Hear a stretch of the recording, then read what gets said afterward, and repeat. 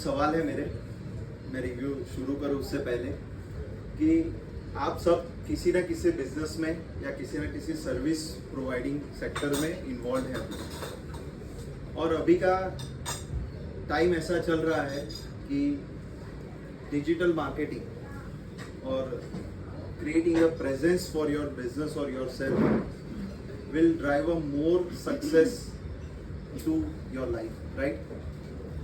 तो आप में से कितने लोगों के बिजनेस ऑनलाइन प्रेजेंस क्रिएट कर रहे हैं अभी या एक्टिव है? Very few, yes. कितने लोगों के पर्सनल पेज एक्टिव है जो खुद कंटेंट बनाते हैं और बिलीव करते हैं कि आपका कंटेंट सोसाइटी में कुछ चेंज ला सकता है? Yes, good. सो कृषित भाई, I am with the right crowd now. So friends, मैंने ये book, my book title is the 90-day plan for branding, और इनके जो ऑथर हैं डायन वॉकर, वो ऑस्ट्रेलिया से है। उनका स्टोरी और मेरा स्टोरी बहुत सिमिलर है, तो पहले मुझे लगा कि मैं 200 पेज नहीं पढ़ पाऊंगा, बट जब शुरू किया तो उनका जो जर्नी था, उन्होंने ग्राफिक डिज़ाइनिंग से अपना करियर शुरू किया, कुछ साल उन्होंने वही काम किया, रिपीटेडली किया, फिर वो बोर हो गए, फिर उन्होंने टीम बनाई, टीम बना के उन्होंने एक स्ट्रेटेजी के साथ ग्रोथ कैसे होता है उसका एक प्लान किया, और वो प्लान को उतनी बार उन्होंने रिपीट किया, उतने क्लाइंट के साथ वैलिडेट किया कि उसके बाद उनके पास इतने यूज केस थे कि उन्होंने एक बुक लिखी, this the 90-day brand plan. अगर आप ये बुक एक बार पढ़ोगे तो जो लोग अपने बिजनेस को ऑनलाइन देखना चाहते हैं कि वहाँ आपकी ब्रांड प्रेजेंस हो और वहाँ से आपको नया बिजनेस जनरेट हो, वहाँ से आपको जेन्युइन क्लाइंट्स मिले और रिकरिंग क्लाइंट्स मिलते रहे, सिर्फ एक बार सिस्टम सेट करने की जरूरत है, तो ये बुक परफेक्ट है। कोई पॉडकास्ट सुनने की जरूरत नहीं है, कोई रील्स देखने की जरूरत नहीं है। It is just a 200 page books, and I will give you a promise कि 10 दिन में आप ये बुक खत्म कर दोगे, क्योंकि उसने खुद की स्टोरी पे से ही पूरी बुक लिखी और एक इमेजिनरी वर्ल्ड बनाया है जिसमें उसने सारे एग्जाम्पल्स दिए हैं। 10 मिनट बहुत कम है, मैं उतना तो नहीं शेयर कर पाऊंगा, बट फ्यू इंसाइट्स जो आप लोगों को आज के दिन में अपने बिजनेस में अपने पर्सनल प्रोफाइल को इम्प्रूव करने के लिए हेल्प करेंगे। आज सिर्फ उसकी बात करेंगे।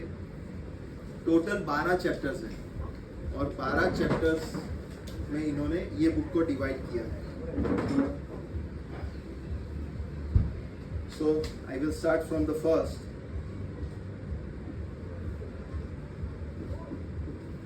हम हमेशा ये सोचते हैं कि मेरा बिजनेस है, अगर मैंने मेरे बिजनेस के कंटेंट बनाए और डाले कि मेरा प्रोडक्ट ये है, जैसे कृषित भाई है तो इंटीरियर डिजाइनिंग आपका है, आर्किटेक्ट आपका काम है, तो वो आप उसके रिलेटेड कंटेंट बनाएंगे। अगर हेतल मैन है तो आप कैरेट लेन के प्रोडक्ट्स ऑनलाइन डालेंगे। तो क्या इससे सिर्फ कस्टमर आते हैं, और जो कस्टमर आते हैं वो बार बार आएंगे? तो पहले चैप्टर में ऑथर एक ऐसा बेस ग्राउंड क्रिएट करता है कि कस्टमर आपके प्रोडक्ट से पहले कुछ चीज खरीदता है आपसे, वो है आपका ट्रस्ट। अगर कस्टमर को किसी चीज को लेके ट्रस्ट डेवलप नहीं हो रहा है ना, तो वो चीज वो खरीदेगा ही। So how to create a trust digitally, उसके ऊपर उन्होंने ये सारी चीजें लिखी है। सेकेंड चीज बहुत ही बढ़िया चीज है जो हम सब फील करते हैं कि हम हमारे कंफर्ट जोन से बाहर नहीं आते। तो ये दूसरे चैप्टर में बहुत अच्छे से एक्सप्लेन किया कि आपको मालूम है कि मुझे डिजिटली प्रेजेंस होना है, ठीक है, बट वो प्रेजेंस क्रिएट कैसे करोगे? आपको आता नहीं है। और अपने अंदर एक ऐसा इंसान है जो सिर्फ एक भाषा समझता है, मेरा कुछ भी पोस्ट किया हुआ चीज परफेक्ट होना चाहिए, है ना? कितने लोग बिलीव करते हैं कि परफेक्शन हो तभी वो कंटेंट पब्लिश होना चाहिए, है ना? ये ऑथर थोड़ा रिवर्स बोलता है, it is not like. So don't waste time कि भाई लोगो बनाने में मुझे 15 दिन लगेंगे, डिजाइन कलर चूज करने में मुझे और 15-20 दिन लगेंगे। तो ये ऑथर बोलते हैं कि एक्शन ले लो, स्किल है कि नहीं है, you start creating a content. अब बात आती है कि भाई स्किल के बिना हम कंटेंट कैसे बनाएंगे। इट्स वेरी डिफिकल्ट, क्योंकि फर्स्ट इंप्रेशन होता है वो बहुत ही अच्छा होना चाहिए, but it is not about creating a first impression, it is about taking a first step to the digital world, कि आप अपने आप को कैसे रेडी कर रहे हो। ये ऑथर सिर्फ उसी के बारे में बात कर रहे हैं। So maybe your first video आप जब पोस्ट करोगे तो आपको ऑकवर्ड फील होगा। वाहिदा, आपने जब आपका फर्स्ट वीडियो डाला होगा तो आपको यस सबसे गंदा था, पर वो कब पता चला, जब आज आप उसको देखते हो। सो आपका कंटेंट मे बी एवरेज हो सकता है और वो कॉन्फिडेंस नहीं आएगा आपको, बट वो कॉन्फिडेंस कैसे आएगा, वो स्किल कैसे डेवलप करेंगे। तो आप जानना चाहते हो स्किल कैसे डेवलप होगी। स्किल डेवलप होगी आपको रेगुलर 90 डेज तक सिर्फ कंटेंट पोस्ट करना है।